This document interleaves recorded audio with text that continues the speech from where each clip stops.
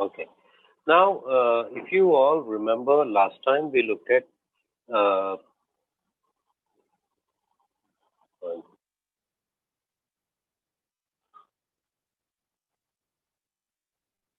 last time we discussed about postmodernism.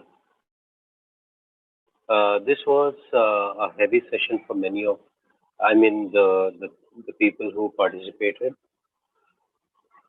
Postmodernism is basically something after modernism, as in modernity or modern philosophy, uh, with the philosophical ideas or ideologies of the modernism was there was binary thinking. That is, there is right and wrong, beautiful and ugly, and true and false. These binary thought process was existing at the time of modernity. But then when postmodernism came, it actually wiped off that line that demarcates both true and false, rational, irrational, and logical or illogical. So postmodern philosophy tries to say that there is no objectively something is right and something is wrong. There is no objectively something is rational, something is irrational. It removes whatsoever these lines of demarcations are. That is postmodernism. We have seen these postmodernisms influence in linguistics, postmodern influence, especially denying the meta narrative, postmodernism denying the reasoning, the logic and reason, postmodern denying the very nature of truth. So we have seen that. Now, today we are going to look at one topic that is the moral law of the the moral law, as in objectivity of moral values. So you all can imagine that if there are no values as such in our society, how it might turn. I mean, how our society will turn into chaos. So, um, so if there is no God, there is no objective moral values. Then, if postmodernism is true, what it does to society is very dangerous, especially in the area of ethics and ethical norms. So, what in this session we are going to look at is that objective moral values, though postmodernism denies it, they do exist. Objective moral values do exist because God exists as the sole creator and the originator and the exemplar of this objective moral law. So last time when I was talking about postmodernism, I did take the name of Friedrich Nietzsche. Friedrich Nietzsche, he said that you have your way, I have my way. As for the right way, it does not exist. So, uh, so let's look at some of the things like tell me whether these are always wrong or sometimes they are wrong. Torturing babies for fun, are they right or wrong? Torturing babies for fun, are they right or wrong? They are They are wrong. wrong. They are Wrong. wrong. Are they wrong sometimes, or are they wrong all the time? All the time. All the times. All the time. Okay. So, for example, rape, murder, things like this, rape, murder, or any sort of these things, are they wrong or right? If they are wrong, are they wrong only for some people and not for others? Or are they objectively wrong for everybody always. So Oscar Wilde, he said, nothing succeeds like excess. Nothing is good or bad, only charming or dull. So Oscar Wilde says that there is nothing good or bad, only charming or dull. Actually, I had a picture of Nazi Germans, Nazis. What they did, they piled the dead bodies. They heaped up in a particular place. I actually had the picture on the screen. So by looking at that, is it charming or dull or morally wrong? What is it? So it is obviously morally wrong. Now, few deny that some acts are always morally wrong, especially the postmodernism. They deny that there are certain acts which are always morally wrong. This equates to there being objective moral values and duties in life. So, so what they deny is that there are no objective moral values. There are no objective right or wrong. So, one second, let me just adjust. Okay. So, Louis Anthony, an atheist philosopher.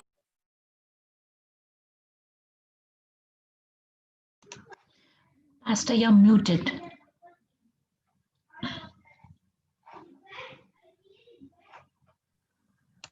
Okay, can you hear me? Okay. Louis Anthony, atheist philosopher, she says that any argument against the objective reality of moral values will be based on premises that are less obvious than the existence of objective moral values themselves. So, what she says is that even to deny the objective moral value, you have to use something that is objective principle. Like last time, we have looked at postmodernism. Even to assert postmodern philosophy, you have to assert a principle that is objective to everybody. Hope you understood that point last time. If you haven't, go back and refer to my previous video. So this is what she says. Now let's look at some of the terms here. Now we are discussing moral values. Objective, are they cultural relative to the particular culture or person, or are they objective? If they are objective, then what is the source of these objective moral values? Is it just out there, or the source is God? Hope you got the picture here. So first of all, what do we mean actually when we say objective? Objective means independent of opinion. That is, um, whether someone agrees or not, something is objectively right or wrong. So, example, if 51% population said rape was right, so it will still remain rape as wrong, whether even 51% of the people say something is right, okay. But still, when we say something is objectively right or wrong, it remains wrong even the majority says otherwise. Second, when we say value, whether something is good or bad, a description of worth. When we say valuable, it is uh, it has certain worth within itself. So that's why we consider it as value. Then duties, that is, indicates an ought, that is duty. Uh, Helping people is our duty. Helping those who are dying, or obligations, these moral duties. There is a moral obligation where, for example, James says that when you know something is right and you don't do it, then it is considered as sin. So there is a duty Once you know that something is morally right, and you still don't do it, that is considered as sin. So uh, the moral duties exist, and they are objective out there. Now, so key ingredients of objective moral values or duties is that number one, a standard that provides a measure of good and bad, right and wrong. What is that yardstick that you are measuring everything? That this is good, this is bad, this is right, this is wrong. What is the yardstick that you are using? That is number one, a standard. Second is an authority. If there is a yardstick, then there should be some authority who who appoints this as a yardstick. If there are objective moral values, then that objective moral value is considered as a yardstick to measure something as right and wrong. And then if there is something such as objective moral values exist, then there has to be an authority who implements it. Because if there is no authority who implements this objective moral standard, then there is no power within this law, within this. For example, when you say uh, uh, that there is law and order, but there is no person who is executing this law and order. So why would anybody would abide by any particular value, any particular moral code of conduct? There has to be an authority to judge the perpetrators and reward the people who are obeying it. So you need both. So the authority has to be there. Someone or thing that has the right to impose the standard and enforce adherence, that make sure that people abide by it. So we need to have a standard. C.S. Lewis, he said, a man does not call a line crooked unless he has some idea of a straight line. Isn't it true? A man does not call a line crooked unless he has some idea of a straight line. Without knowing what is a straight line, you can never say that some line is crooked or not. In the same way, without having the objective moral law within yourself, you cannot say that something is morally right and something is morally wrong. You need to have the idea. Actually, intuitively, we all have this binary thinking. For example, if I have a mobile in front of me, uh, I deny anything that is not a mobile when I say something as mobile. This I explained to you last time while we were discussing the postmodern thinking, how it is flawed. For example, when I say this is a bed, I am negating this with every other thing that is not a bed. And every assertion is equivalent to denial of everything that this is not. When I say this is a pigeon, this is a crow. When I say this is a crow, I am negating this is a peacock. I am negating that this is XYZ. I am negating that this is a hen. I am negating that this is a rooster. I'm negating everything when I am asserting one thing. Postmodernism removes that line. Okay, if you say this is a hen for you, that is your truth. But this sounds so absurd. Only a fool will subscribe to such a philosophy, because the truth is evident right in front of us. This is not a peacock, this is a hen, this is a rooster or something XYZ. So a man does not call a line crooked unless he has some idea of a straight line. So postmodern philosophy goes against the common sense notion of the binary thinking. So here we are talking about ethical, moral values. Are they relative or are they objective? If they are objective, then they they qualify as a yardstick. If objective moral values exist, then there has to be someone to impose it on human beings. And this someone is God. Now, so a key distinction that we all need to understand is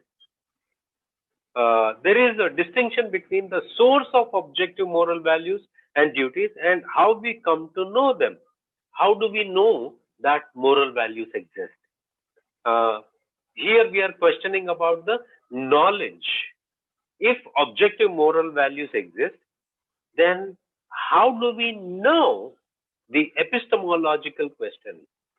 Uh, Epistemological question, as in that how we get to know.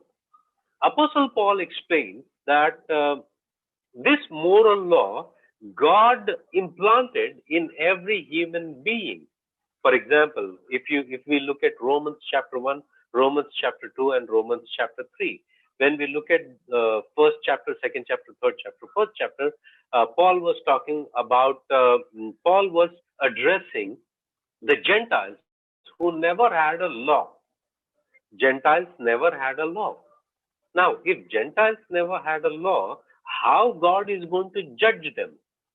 So Paul says that God created the universe and the um, incomprehensible attributes become clear when someone looks at the every created thing. Now, not only that, there is a moral law that was implanted within every human being. So within the conscience of every human being, there is a moral law that has been implanted by God. That's why when they do something wrong, they know they have this feeling within themselves that they have done something wrong, though they have no book as such, no law as such, but they know something is wrong, that they have done something wrong. So God is going to judge them according to the law of their conscience. That's what Paul was saying uh, in Romans chapter 1 and 2, 3. He talks about the Jews also. So that is one. So the where if there are moral objective values exist or duties exist, where do they come from? People would say that, listen, objective values, objective moral laws exist, but the source is, number one, the universe. The source is the universe. Number two, the source could be not the universe, maybe the society and culture. It's not the universe, but society and culture. But then there is a third source, is the individual himself. That is, if I say this is wrong for me, and if that person says wrong or right, that is for him. The individual uh, as the yardstick. Either it is the society or culture, or the universe, or the individual. But then the fourth alternative is there is a creator. If there are objective moral values, what is the source? The source could be the universe, the source could be society and culture, the source could be the individual person, or the source is the creator God. So let's examine these options. The first one, uh, from the universe. Can universe give the human beings moral code of conduct? Can universe? But actually, when we say universe, what are we talking about? Are we talking about the planets? Are we talking about the Earth, or what exactly? Because universe is very abstract. It is not specific. What exactly we mean by universe? So, from a cause and effect standpoint, an effect must represent its cause in essence and nature. For example, whatever the effect is, it should bear the marks of the cause. Okay, when we are talking about the curd, yogurt, yogurt comes from the milk and the prior curd that is added. So the effect uh, uh, uh, resembles, at least to some degree, from the cause that it produced. In the same way, you take anything in this world, anything in this universe, whatever is the effect, it bears the marks of the cause. But if that is the case, then the universe,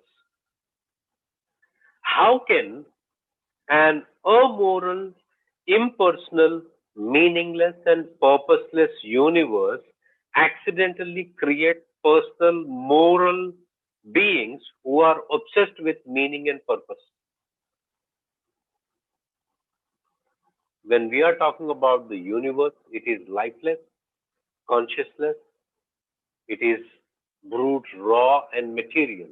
We are talking about these things. How can this material can give rise to a conscious being who is always asking the questions about the meaning and the purpose of life and the morality?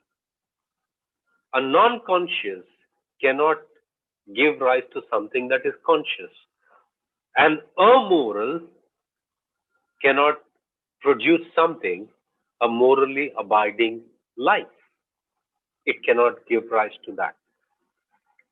So, if you look at people like Richard Dawkins, the comments that they make is that humans have always wondered about the meaning of life. Life has no higher purpose than to perpetuate the survival of DNA. Life has no design, no purpose, no evil, and no good. Nothing but blind, pitiless indifference. That's what he says. No evil, no good, no design, no purpose. We are just out there. That's what Richard Dawkins says. Another one, William Provine, who was an American historian of science and of evolutionary biology and population genetics. He says when Darwin deduced the theory of natural selection to explain the adaptations in which he had previously seen the handiwork of God, he knew that he was committing cultural murder. He knew that he was committing cultural murder. He understood immediately that if natural selection explained adaptation and evolution by descent were true, then the argument from design was dead, and all that went with it, namely the existence of personal God, free will, life after death, immutable moral laws, and ultimate meaning in life. Everything is wiped off if evolution is true, if adaptations are true, if Darwinian evolution theory is true, then there is no reason why we have to be morally abiding citizens, why we should be morally abiding human beings. It doesn't give any reason why we should be morally good people, because there is no heaven, there is no hell, there is no God, there is no purpose, there is no meaning, there is nothing in life. So why should I not live an immoral life?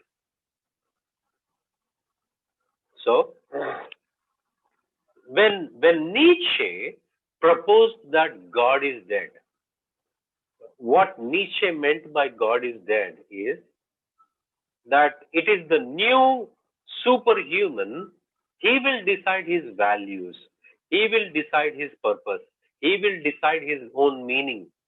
There is no God to dictate values to him. There is no God to give purpose to him. That he has to match his living with the ideal person out there. There is nothing as such. So in that case, Dostoevsky, Fyodor Dostoevsky, responding to Nietzsche, he says that if God is dead, then everything is permissible. If God is dead, everything is permissible. Permissible as in there is no morally right, morally wrong.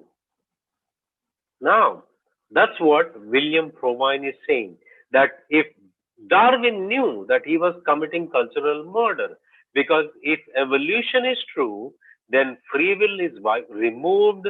There is no immutable moral laws. There is no ultimate meaning in life. We are just product of evolution, nothing else. We are just out there. So that's about it. Now, when we look at the universe cannot give us the meaning, purpose, or the moral law. Moral values, objective moral values cannot be given by the universe because universe itself is non-conscious. Number one, universe itself is amoral. If evolution is true, then it makes life so absurd that we need not, no citizen had to abide by any laws. All they have to look for is to get away with the crimes that they are committing.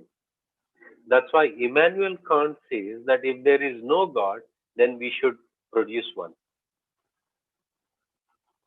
Because God is essential to put the fear in the hearts of men for the people to abide by. At least if the law and order and the police fails, at least there is conscience that pricks him to live a moral life. When they commit wrong, they are convicted of their from with their own conscience. Now, can culture? We have looked at the first case. Can universe give us the moral values? Moral values, are they relative or are they given by the universe that is non-conscious? Secondly, we are going to look at the moral values. Can they be given by a particular culture? Because that's the argument that is done by um, argument produced by postmodernism. Now, in Kenya, there is a tradition of rape. It's not rape, but it is a practice called bidding. Bidding. In Kenya, the practice of bidding is carried out. A close family relative of a young girl places a strand of beads around the young girl's neck. This effectively is a temporary engagement, and the relative can now have sexual relations with her. Some girls are beaded when they are 6 years old. This is called beading, not bidding as in we are bidding for something, but this is beaded, beaded or beading. So some girls are beaded when they are 6 years old. Many young girls get pregnant and either have abortions or kill their babies at birth.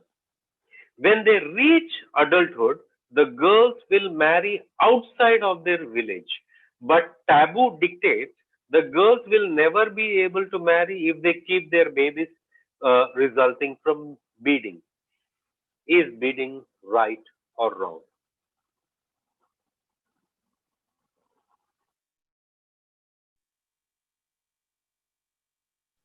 Wrong. Because now they have a challenge. That is, a person puts the beading in the neck of the girl. After that, they can have sexual relations. Uh, but then marriage can happen only in the adult age. If they have children and then they have a taboo, they cannot marry from the same village, but they have to marry outside of the village. But if they are keeping the babies, they cannot marry. So what they do is they kill the babies so that they can get married. Now you tell me whether this is right or wrong. Can culture be the source of objective moral values? Forget about that. Some parts of our country, especially Rajasthan and other places, there was this practice of sati. Was it right? Then there was this concept of devadasis. If the husband is dead, the wife supposed to uh, the lady becomes a religious prostitute, and that's the culture. Is it morally right or wrong?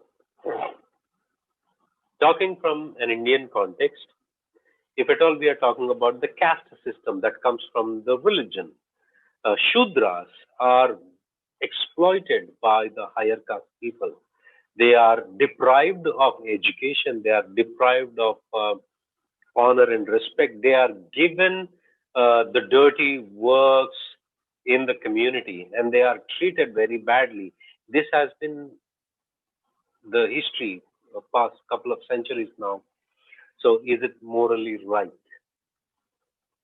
So in this way, if we are if we are saying that moral values are relative to a culture, then a culture can be morally absolute. They can do certain things very bad. Then I have been to Nigeria on a mission trip. I've been to Nigeria twice, and I'm planning for the third mission trip. If anybody would like to join, they can come with me. Now, in Nigeria, I went to a point where my friend told me that the other side of the mountain, there is a particular tribe of people. They live once in a year. They cut the neck of a newborn baby, and the blood is drunk. I mean, all the community members they drink the blood of the baby. That's a ritual. Can culture uh, can culture provide values? Now, so if culture is the source of objective morals and duties, then widow burning can be morally acceptable, cannibalism can be morally acceptable, murder can be morally acceptable, unforgiveness can be morally acceptable, rape can be morally acceptable, gratuitously torturing innocent babies can be morally acceptable. X, Y, Z can be accepted. Nobody has any right to say right or wrong. That's what postmodernism is doing, and relativism leads to such kind of a morality from culture. Now, during the trials at Nuremberg, the Nazi defense attorneys argued that Hitler's soldiers who were on trial were only following the orders of their society and should therefore not be held accountable. Have you heard this? During the Nuremberg trials, a judge countered that argument with the question, but sir, is there not a law above our laws? Now here you see, if moral laws, moral values are, if we are considering cultural relativism, then no way you can say what Nazis did is right or wrong. In no way you can say the concentration camps are morally wrong. In no way you can say that. So we need an ultimate authority to appeal to in matters that are that transcend history and culture and society, who will impose this yardstick, this moral law on all the human beings. Only then a society survives. Why do you think, even though there are cultural distinctions, differences all around the world, but there are certain moral codes of conduct, no matter whichever culture it is, they are objectively right and wrong. So, from culture, who is mankind morally obligated to? Real moral obligation exists, but to whom? Culture. Consider the issues of the reformer's dilemma. That is, majority of the nations talk about reformation. Reformation is that is uh, we need to move from the primitive ideologies to modern ideologies. We need to grow, educate our people, educate our girls, provide jobs. We need to reform ourselves. Now the thing is that if moral laws are relative to culture, why are you trying to reform then? Why are we trying to reform? The very notion of reformation proves that there is something objectively good and we need to move in that direction. If moral values are the source is the society or culture, then nobody should think about reformation. They should remain where they are. They should be doing all those practices. I don't know why any country, any culture group should should think about reforming. So the laws, objective moral values are objective beyond, they transcend the culture and society, they transcend the even time, and they appeal to the conscience of the human beings irrespective of time and history, and we are moving towards that objective moral value. That's why we could reform our societies in that direction. So culture cannot be the guiding principle. So we have looked at the universe, we have looked at the culture. The third is the individual. Can an individual be the source of moral values? How do you decide between differing moral opinions if each individual is the ultimate decision maker of what is good and bad? That's what Nietzsche proposed, that it's superhuman who decides. That's what the postmodern philosophy is trying to propose, that there is no objective moral values, objective to everybody, true for you, but not for me. True for me may not be for you. So how do you decide between differing moral opinions if each individual is the ultimate decision maker of what is good and what is bad? How does the statement, for me, rape is wrong, but it may be okay to you, sound? How does that statement sound? Rape is bad for me, uh, or rape is bad for you, but not for me.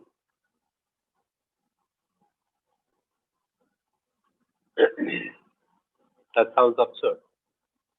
With individuals, everything boils down to emotion and emotive responses to morals without moral global absolutes.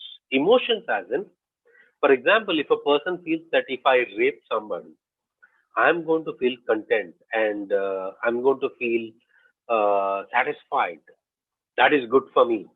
If that is the person who is thinking like this, and nobody can say that he is morally wrong, how are you going to, whatever, is there anything that you can say to this person?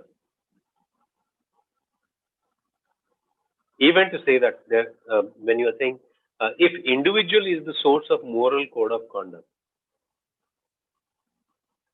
this is an argument goes way back to Plato's time. At the time of Plato, he said that if your son is smoking, you can never say, son, what you're doing is wrong.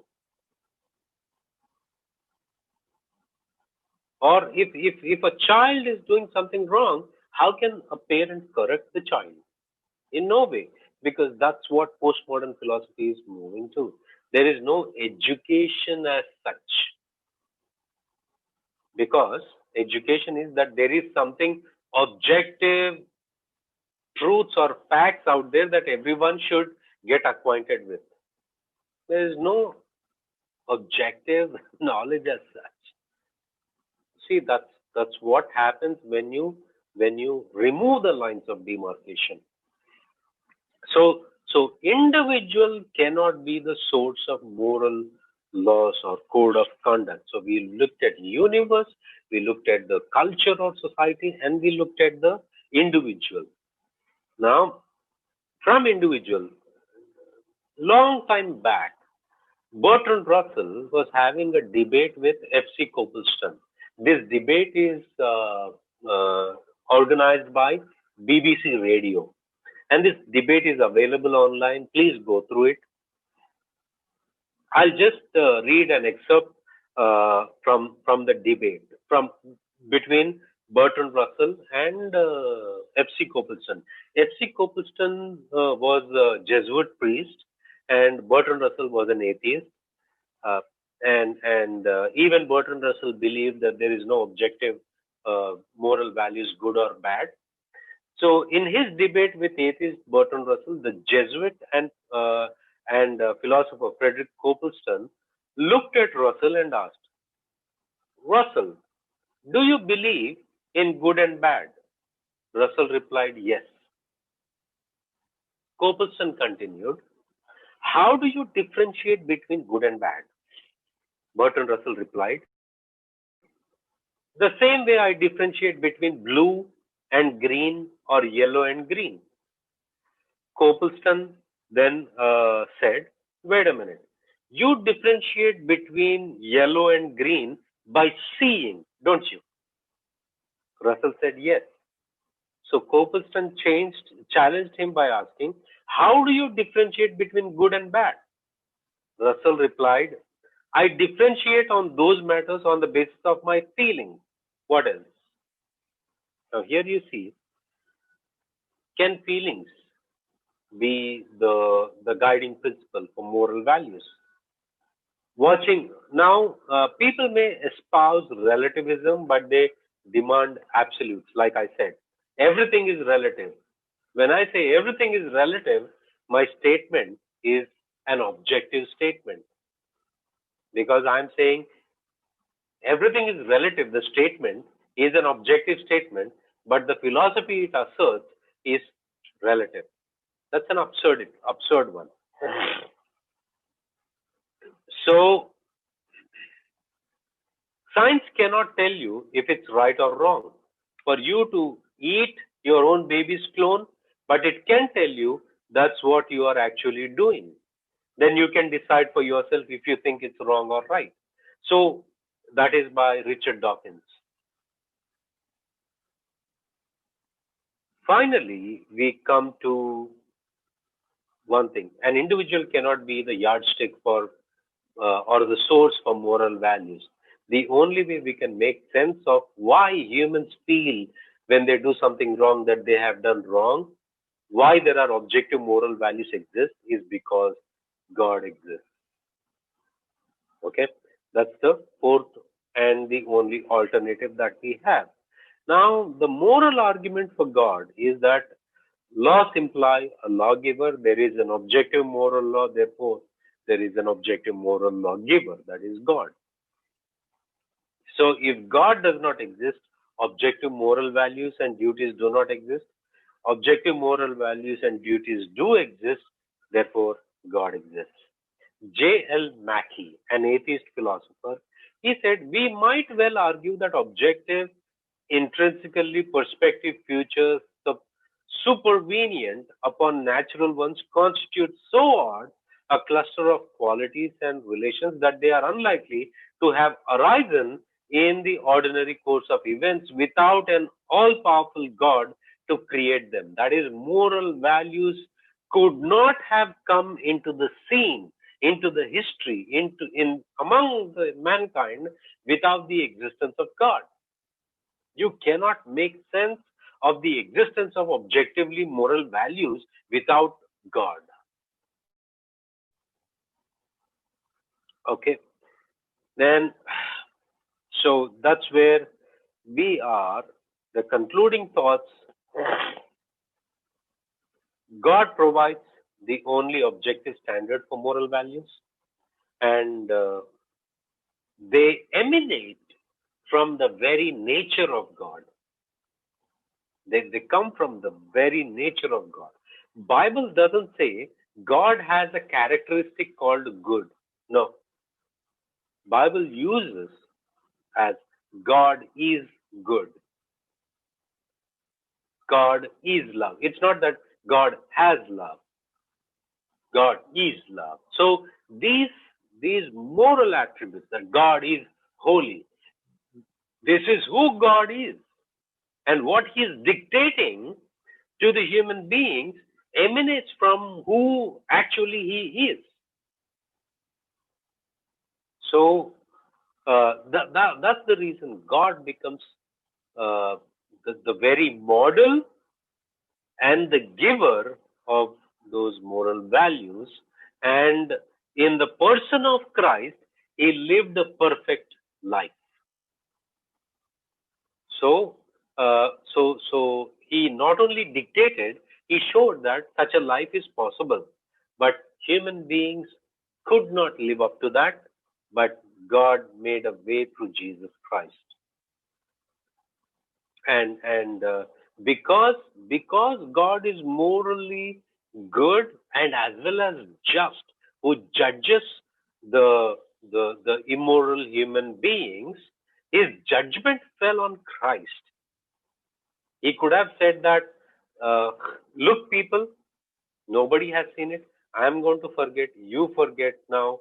Next time, don't do it. He didn't say to Adam and Eve like that. He let it take its natural course. He let it take the moral ends, wherever it is leading. The judgment, the justice, he did it. He could have said that, okay, I'll close, I'll forget it, you forget it, nobody has seen it, so don't do it again. No, he didn't do that. He put the judgment on Christ, which is the which shows that God as as perfectly morally good and also just, who executes. Second, he also proved that the love of God, the justice he showed on Christ, so that the love, forgiveness, grace might be experienced by all mankind. So that's how he justified his character, who he is. So without God, there are no moral objective um, values. If we look at the cultural relativism or individual relativism, it leads to chaos. So that's where I end. Now, Shibu requested me if I can share something about New Age movement. Do you have time for that, or I'm just asking? Uh, Pastor, how much time would that take for you to? New Age movement is just people are teaching about uh, getting awareness. Maybe just 5 minutes. I'll just summarize what New Yeah. Age movement is. That this is not particularly any religion. There is no one particular religion, but this is a movement that is talking about getting into uh, realizing that higher consciousness. When you move from this consciousness is limited, so through meditations, through certain occult practices, you transcend yourself and try to become an enlightened human being. This is this is uh, this is this has become popular in 80s and 90s in North America and majority of the other places all over the world. Mostly they are into occultism, meditations, and stuff like that. They talk about what do you say, uh, elevating your spiritual realization to the realization that you are yourself a god. You yourself is a god. To from human awareness to God awareness. it is moving towards in that direction. So that is basically the New Age movement. You can read some literature, even online. There are apologetic websites that talk about this New Age movement and how to counter them. So I conclude here. If you have any questions, or if we are overboard, gone beyond the time limit, then we can just conclude here. Pastor, have got one question. Okay, so when we talk about, when we say that we have a conscious that tells us what is right or wrong, one of the arguments that I faced was that this self-conscious is not something that has come on its own, but it's what has been, how a person has been trained to believe, or how a person has been trained to, because as a child, your Yes, parents are training I you that am this up. is right. Hmm. I am aware of that. For example, um, long time back, when ISIS was doing all the nonsense in Iraq and Syria in those regions, uh, one of the articles in Times of India was that they would they would capture the young girls, and they would impregnate them, and the children that are born, their target was to raise at least 50,000 children. From their childhood, they will be playing with the heads of those people who are beheaded, so that they have no feelings in their hearts about the brutality. Okay, they will be they will grow, they will be immune to to such type of beheadings, playing with the heads of those people who are beheaded. That is one case. Second case is that there is a particular tribe, or a particular, whether it is a tribe or particular region, I'm not sure, but all those people are prostitutes, and these girls who are born to them, they have been seeing what the mother is doing, and they are aspiring to become one. Okay, so there is nothing right and wrong over there. They're just doing it as a business. That is their trade. So how are we going to do this? Now the thing is, even what I would assert is that the children who grew up playing with the heads of the beheaded people, when it comes to their own father or mother, if they are beheaded, would they play with the heads of their mother or father?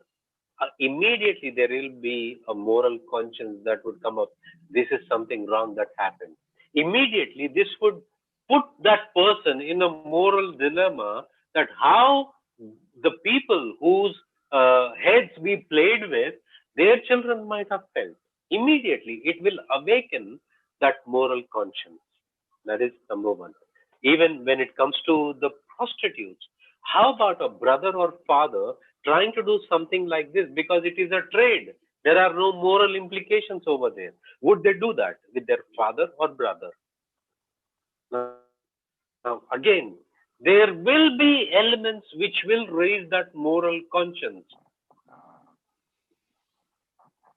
So when you say they grew up in such a situation, but you cannot say that moral conscience is completely dead. For example, while I was teaching in government law college, I was the professor of logic. When Kasab was captured, the person who interrogated, he was invited by my college, and we all were having a group discussion. So what he was saying is that Kasab, who I hope you all know the case. I'm hoping that you all are aware of what they did in the Taj Hotel. Now, what happened at that time was uh, they were screaming and firing, killing the people. When Kasab was captured, he was given food, and there is a good cop, bad cop play out there. Good cop, bad cop is that one cop is purposely being rude to that person, and one cop is very soft. That is, अरे यार क्यों ऐसा कर रहे? Why are you doing this? Why don't you tell us? Okay, we will let you talk to your mother. We will let you talk to your parents. When they took the name of mother, he started crying. Okay, he started crying, and then slowly he admitted one fact that मैंने ऐसा किया है. I did something that God will never forgive me.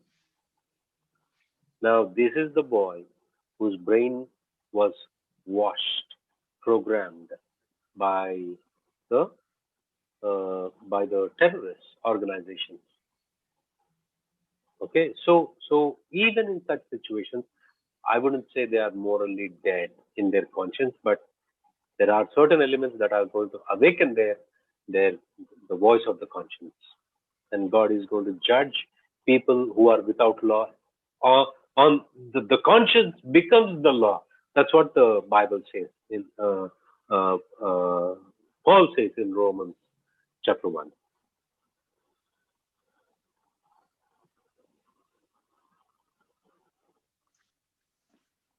Thank you, Pastor. Anybody, any Yeah. question?